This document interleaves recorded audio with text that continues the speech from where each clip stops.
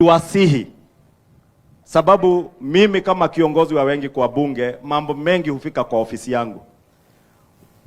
Moja ya mambo ambayo yamefika bunge saa hii ni watu wengi wetu wa Kenya ambao wameacha kazi nchi za ughaibuni wakaenda nchi ya Russia kufanya kazi ya kupigana. Please, wacha tuelimishe watu wetu. If you are in Dubai, if you are in Qatar na unafanya kazi ya security ama ya hoteli, uambiwe ati kuna kazi iko na pesa zaidi Russia, please do not take up that job.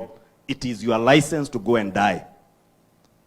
And that is what many people, Your Excellency, because I received the report from the National Intelligence Service in Parliament, almost 60% ya vijana wetu ambao walienda kupigana Russia waliacha kazi zingine nchi za ughaibuni, many of them in Dubai, others in Qatar, wakadanganywa kuna kazi bora zaidi Urusi ama Russia, na wakaenda, na wengi ndio naona sasa wamekwama huko, wengine wamepoteza maisha yao.